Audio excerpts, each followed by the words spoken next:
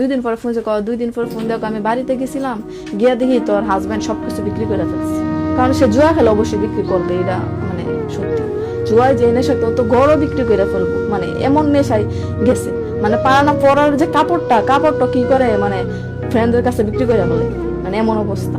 তখন মানে আমার তো পুরো আসমান জমির ভেঙে পড়ছে। আমি মানে এক এক করে জিনিস জুড়াইছিলাম যে আমি সংসার করবো, নিজের হাতে সবকিছু করছিলাম। এমন কিছু মনে করেন আমি বাদ দিই নাই যে মানে আমার হাজবেন্ডের কিছু একটা কিনা লাগবে, যে আমার হাজবেন্ড একটা কিনবে, যে তারপর তুমি শান্তি থাকো, আমি আমার বাচ্চাদের নিয়ে যান তোমার কাছে, তারা যেন বাপের ভালোবাসা থেকে বঞ্চিত না হয়, থাকো। কিন্তু এমন পর্যায়ে গেছে যে তখন সে বলতেছে যে তোর হাজবেন্ড তো সব বিক্রি করে ফেলছে। তখন আমার কাছে অনেক খারাপ লাগছে বিষয়টা। আমার এত কষ্টের পরিশ্রমের টাকা, আমি অনেক কষ্ট করছি ভাইয়া, মানে যা বলার বাইরে। আমি আমার সন্তানটির জন্য, আমার হাজবেন্ডের জন্য যে তুমি কাজ করো, সুন্দরভাবে চলাফেরা করো, এভাবে মানে জুয়া কিন্তু তোমার জীবনে সুখ আনবো না। সুখ আনার মতো মানে জুয়া এমন একটা জিনিস যে মানুষকে ধ্বংস করে রাখো।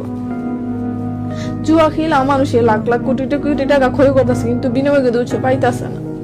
মানে মধ্যে দিয়ে আমার মতো হাজার মেয়ের জীবন নষ্ট হইতাছে, আমার সন্তানগুলোর মতো জীবন নষ্ট হইতাছে, পিতার ভালোবাসা থেকে বঞ্চিত হইতাছে, এরকম। এখন আমি ডিভোর্স দিছি, 1 সপ্তাহ হয়েছে, তার ডিভোর্স দিয়ে দিচ্ছি।